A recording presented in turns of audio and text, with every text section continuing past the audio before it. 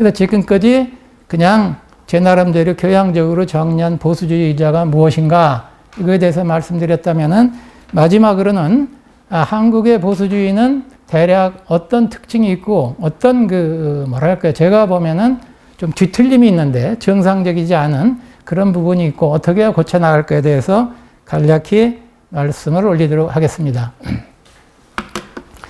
조금 전에 말씀드렸듯이 한국의 보수 진보 개념은 뒤틀렸다, 전도됐다 그렇게 볼 수가 있어요. 그래서 특히 진보 쪽을 보면 진보는 도덕적이고 양심적이다. 지방자치를 강조하고 분권적이다. 시민사회를 강조한다. 뭐 시민단체는 100%가 다 진보죠. 그 다음에 민주자유에서 투쟁해왔다. 그런 가치를 우리나라 진보가 가지고 있어요. 근데 아까 설명드린 걸 가만히 보면 이상하지 않아요? 이런 가치는 사실 보수의 가치예요. 도덕적이고 개인적이 양심적이어야 되고 인간이 부족하기 때문에 개인의 도덕을 늘 이렇게 갈고 닦아야 되고 중앙정부가 좀 너무 힘을 발휘하지 말고 좀 권한을 밑으로 내려보내야 되고 권한을 밑으로 내려보내는 분권이 시민단체를 미국으로 따지면 스테이트, 주민에게 권력을 줘야 되고 또 자유 이건 자유는 보수의 영혼인. 근데 이쪽에 반대로 우리나라 보수는 좀 국가가 세게 잡고 좀 팍팍 끌어야 돼. 그런 식의 생각을 하는 분들도 굉장히 많아요. 좀 죄송한데 태극기 부대가 그런 생각을 할 가망이 많은데. 근데 이거는 그러니까 보수 진보 가치가 우리나라가 이렇게 전도가 되어 있는 면이 많아요. 그래서 이게 참, 이거를 바로잡지 않으면 계속 앞으로도 혼란이 올 거다. 그런 생각이 듭니다. 그리고 아까 이제 위원장님 말씀하셨죠. 미국도 그런 게 과거에는 공화당이 민주당 같았었고 또 민주당이 공화당 같은 가치를 19세기에 가졌은 적도 있었어요. 일단 미국도 이제 수십 년에 걸쳐서 오다가 이제 20세기 후반에 들어서 오늘날의 보수 진보 개념이 이제 이렇게 정합적으로 정립을 한 그런 역사가 있잖아요. 그래 이게 참 왜 이렇게 됐냐? 이승만은 여러분도 알다시피 의도적이든 우연이든 저는 이게 두 개 합쳤다고 보는데 그리고 우연이 된 것도 의미가 있어요. 역사가 그 의도적으로 되는 게 아니니까. 의도적이든 우연이든 자유진영의 국가를 건설했어요. 이승만 초대 대통령이. 자유민주주의와 시장경제를 분명히 지향했죠. 공산주의, 반공보수국가를 만들었어요. 그러니까 보수 세력이 맞아요. 보수국가를 세운 게 맞아요. 박정희 대통령, 조국 근대화, 수출 드라이브, 반공 이걸 통해 이게 바로 국가 주도 개발 전략을 써서 진짜 세계사에 진짜 둘째가라면 서러울 최고의 성과를 거둔 게 한강의 기적이에요. 그러나 한편으로 그런 국가 주도 개발을 강하게 단시간에 밀어붙이다 보니까 관치, 그 다음에 부패, 또 일부 인권 침해, 상당한 인권 침해 그런 그림자도 없잖아 있었던 거예요. 그래 이 한강의 기적이라는 엄청난 성과를 가져온 국가 주도 개발 전략이 보수의 가치를 뒤덮어 버렸어요. 그러니까 보수가 뭘 생각하기 전에 보수는 삽들고 건설하는 거다 이렇게 된 거예요. 그래서 결국은 성공신화, 반공 이게 보수의 이른바 전가의 보도가 돼서 박정희 대통령이 돌아가시고도 그걸 계속 붙들고 있었던 거예요. 보수는. 오늘날까지도 붙들고 있다고 봐야죠. 그러니까 아무래도 보수가 그런 성공신화에 취해서 보수의 본연의 가치가 무언가 생각을 해서 그 가치로 무장할 기회를 잃어버렸다. 그게 가장 큰 난점이에요. 뒤로 갔네요. 그래서 그 후에 어떻게 됐냐.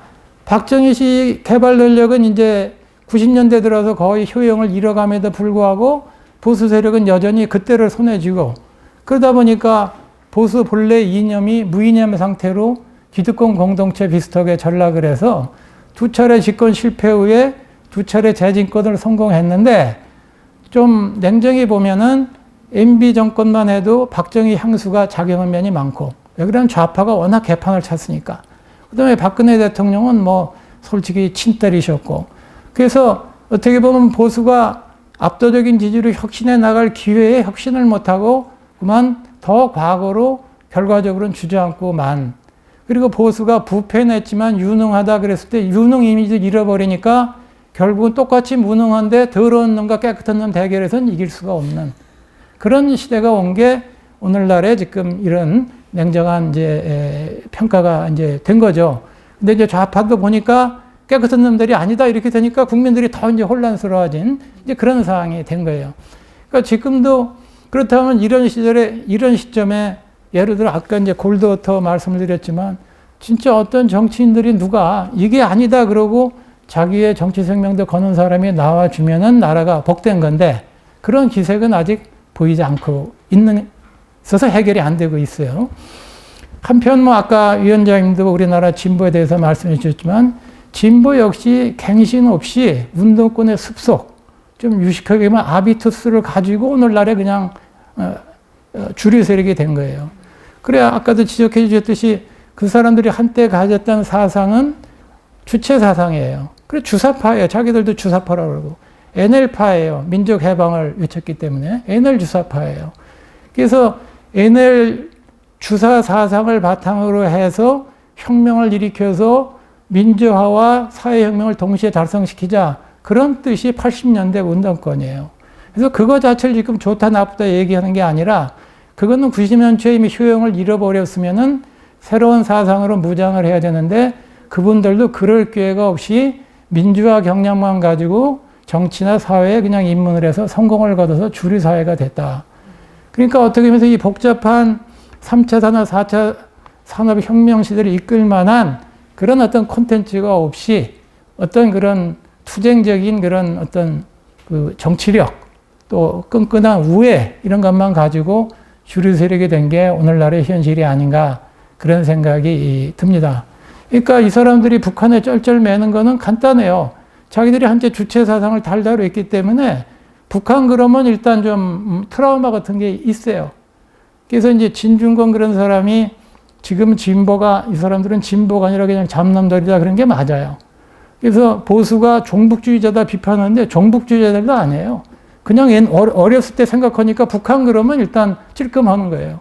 그리고 겁도 날 거예요. 주체사상 공부를 했던 게. 그래서 그런 측면이 있다. 그럼 진보만 욕하고 좋을 거냐? 진중권 씨 얘기대로 그대로면 지금 보수는 뭐겠어요? 보수가 아니고 그냥 잡놈들이다. 그렇게 또 욕을 먹을 소지도 있어요. 그게 이제 오늘날 현실이 아닌가.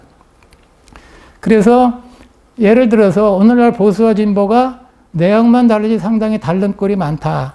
그 다음에 가치관도 서로 이렇게 교직이 서로 이렇게 얽혀 있다, 뒤얽혀 있다. 이렇게 볼 수가 있어요.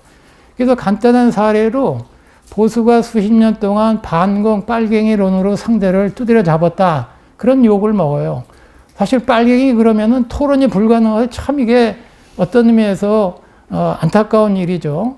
근데 오늘날 또 진보는 똑같이 흉내를 친일, 토착애구론이 마찬가지예요.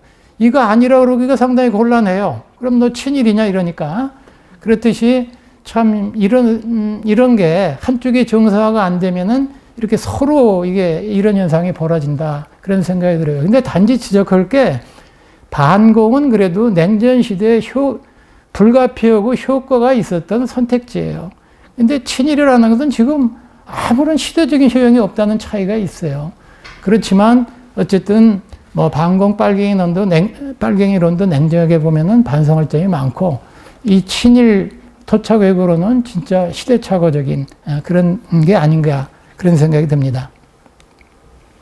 그렇다면은 한국의 보수가 어떤 과제가 있을까? 흔히 이제 탈이념을 해야 된다 그런 얘기들을 많이 해요. 그럴듯해요. 이렇게 뭐 그냥 그 비생산적인 싸움을 하느니 진짜 이념을 벗어나자 그 얘기도 맞는데 아까 설명드렸듯이 보수 이념 가치, 자유와 평등 이거는 100대 0, 0대 100이 있을 수가 없어요. 노동자를 해고하는데 해고한 사람 불쌍하니까 그 사람 대책도 마련해 줘야죠. 또 해고도 일어나도 사회 전체적인 경제가 활력이라서 일자리가 늘어나야죠. 그러니까 이거를 어떻게 참 조화롭게 만드느냐 이게 참 문제예요. 그래서 탈이념을 해야 된다는 거는 지금같이 비생산적인 이념 경쟁을 끝나자는 거지 제대로 된 이념 경쟁은 피할래야 피할 수가 없어요. 우리 피하는 사회는 어떻게 되냐? 거기 써놨지만 정당한 이념 대결이 없으면 따라잡기를 해요. 그럼 더 세게 질러요. 더 세게 따라잡아 또. 그래서 포퓰리즘 경쟁이 일어나요. 근데 이념이 정립되어 있으면은 상대가 하는 정책이 비록 아무리 표가 돼도 우리가 그렇게 못 쫓아가요. 왜 그러냐면 자기 정체성을 버려야 되니까. 그래서 이런 탈이념이라는 부분을 우리가 이렇게 이해했으면 좋겠다. 그런 생각이고.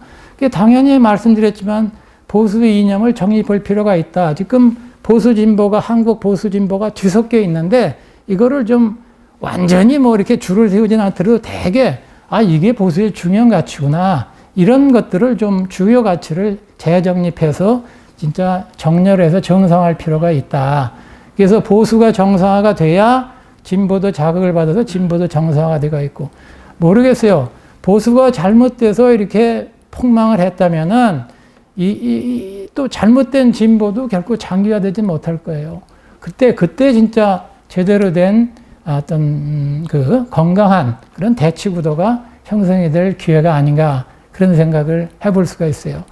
그리고 보완해야 될 점은 아까도 말씀드렸지만 보수는 참 인정머리가 없는 실용주의다 그런 비판을 받고 그 진보는 뭐 공정하고 뭐 따뜻하고 공감을 하고 이런 게 있는데 보수도 그런 개념을 과감하게 수용해라.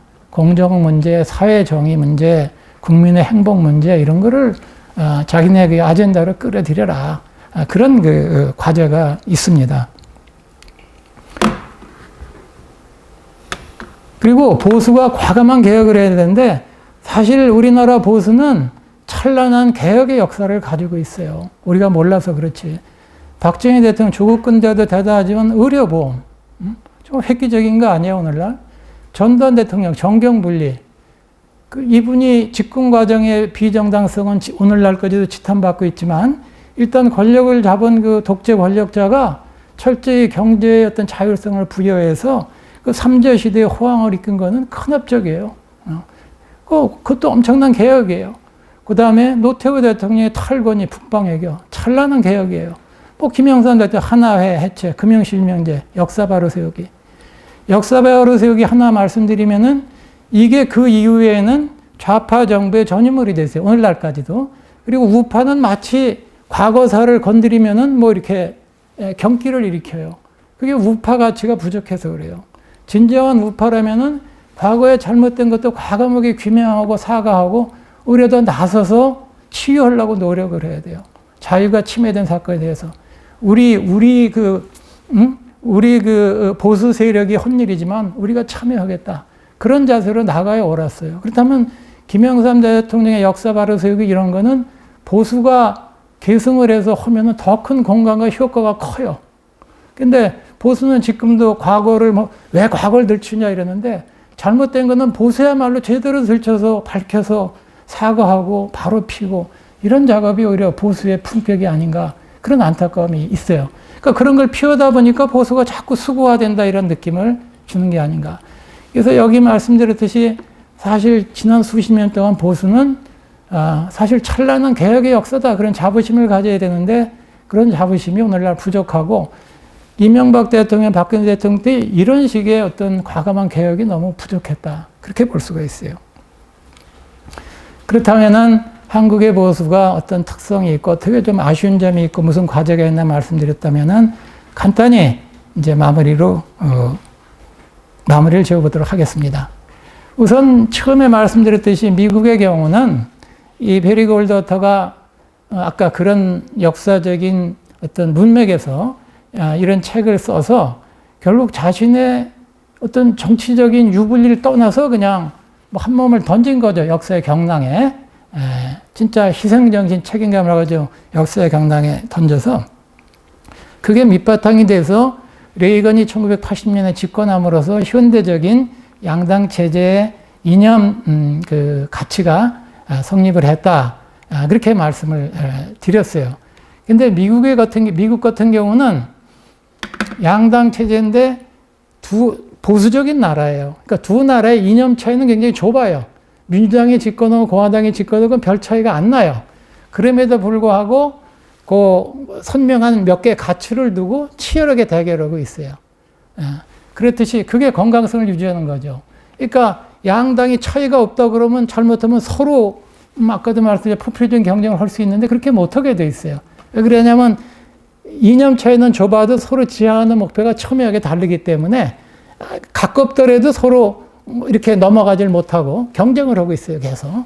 그래서 미국은 그런 식의 양당의 격차가 작은, 이념차가 작은 보수 국가임에도 불구하고 이념 경쟁이 치열하게 살아있어서 나름대로 그 나라의 국가 정책성과 생동감을 유지하고 있다. 그렇게 볼 수가 있고. 영국은 뭐 이제 영미계통 국가니까 양당제도 국가죠. 근데 다른 유럽 국가는 되게 다당제죠. 다당제니까 이념 지평에 각각 이렇게 여러 가지 정파나 이렇게 속해 있는데, 유럽은 대개 이제 연정을 해서 이렇게 이제 국가를 이끌어가는 경우가 대부분이고,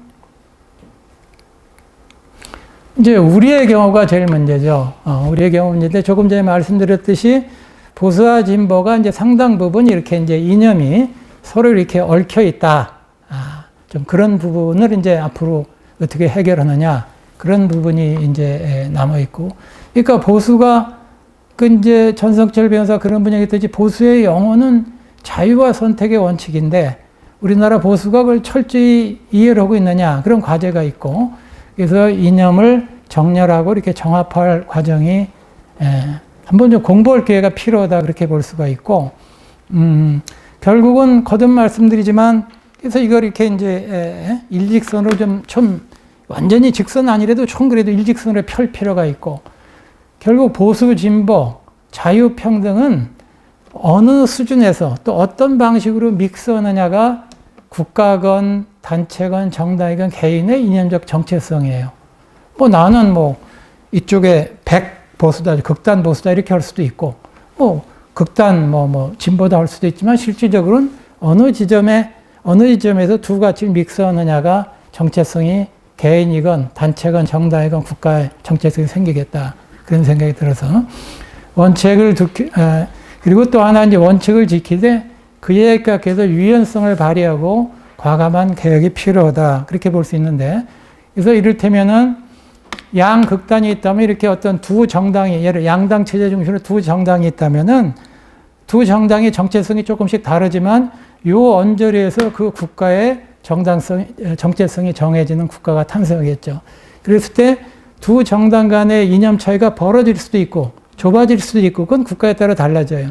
영미 계통은 크게 비교적 좁은 편이고 미국은 아주 좁은 편이고 유럽은 조금 넓은 편이고 근데 이게 너무 넓어도 안 되겠죠. 그럼 진짜 국론이 뭐 진짜 늘 그냥 혼란에 휩싸이겠죠. 그러니까 국가가 경험을 하면서 어느 정도로 상당히 좁혀지겠죠. 그랬을 때 그 언저리가 국가적인 정당성이고 거기에서 이제 어떤 정당이건 단체가 경쟁을 하고 또 각 개인은 자기 나름대로의 어떤 생활 속에서든지 정치적인 견해에서 이념을 정립해 나가는 것 그게 어쨌든 우리가 이념을 이해하는 그 결론이 아니겠는가 그런 생각이 듭니다.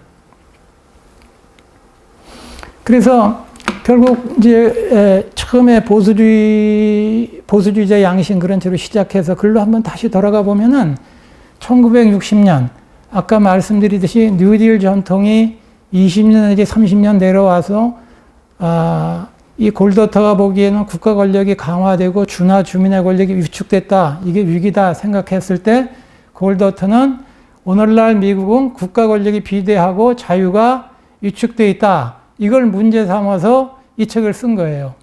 근데 재밌는 거는 오늘날 상당히 많은 진보주의자들은 당시를 가장 이상적인 시대다. 그렇게도 얘기해요. 왜 그러냐면은 국가가 이렇게 나서서 조정을 해줘서 50년대, 60년대, 70년대 중반까지 미국이 중산층이 가장 많고 평등한 사회였다. 그때가 그립다. 이렇게 보는 사람도 있어요. 그러니까 이게 우리가 어떤 시대를 어느 한 시각으로 옳다 그러다 하기가 이렇게 어려워요. 그러니까 보수주의자들은 그 당시가 계속돼서 미국이 큰일 났다 그렇게 보는 거고 진보적인 사람은 야 그때가 진짜 미국이 제일 평등하고 살기 좋았어. 이렇게 보는 게 이게 인간 세계예요. 그랬을 때 그런 시사점을 가지고 오늘날로 돌아보면 오늘날 우리나라는 과연 이 자유가 부족한가 넘쳐나나. 진짜 우리가 여러 가지 생활하고 기업을 하고 생활을 하고 활동을 하고 정치를 하는데 자유와 선택의 원리가 너무 많아서 걱정인가 너무 적어서 걱정인가 뭐 보는 사람에 따라 다를 수가 있겠죠. 개인적으로. 그렇지만 전반적으로 어떤가 이게 바로 커다란 우리의 토론점이 아니겠는가. 근데 제 생각에는 겉으로 보면은 상당히 자유가 많은 것 같지만 구체적으로 들어가 보면은 사실 개인이 자유롭게 할 선택이 너무 부족한 나라가 아닌가. 애를 학교에 보내도 골라서 보낼 수가 없잖아요. 고등학교까지는 고를 수가 없고, 또 대학교를 가면 고르려니까 또 거기서 엄청난 또 문제가 발생하고, 그렇듯이 뭐 기업을 하시는 분들은 더 느낄지 모르겠어요. 여러 가지 규제. 그래서 결국은 우리가 외향으로는 굉장히 자유를 누린 것 같은데 구체적으로 어떤 일을 하려고 했을 때 과연 우리나라가 자유와 선택이 너무 넘쳐나서 규제를 해야 될까? 그러니까 지금 정부는 규제를 해야 된다는 거죠. 과연 우리가 선택을 더 늘려야 될까? 이런 거에 대한 고민은 우리가 하고, 그거에 대해 토론을 하고, 또 그 토론에 입각해서 또 이런 보수와 진보를 우리 시대에 어떻게 적용할까 하는 그런 문제로 연결되지 않을까, 그런 생각을 합니다. 그래서 저는 단지 오늘 보수와 진보가 무엇이다라는 것을 말씀드리고, 여러분들이 진짜 열렬한 토론을 벌일 수 있는 그런 기본적인 말씀을 드리는데 만족하겠습니다. 감사합니다.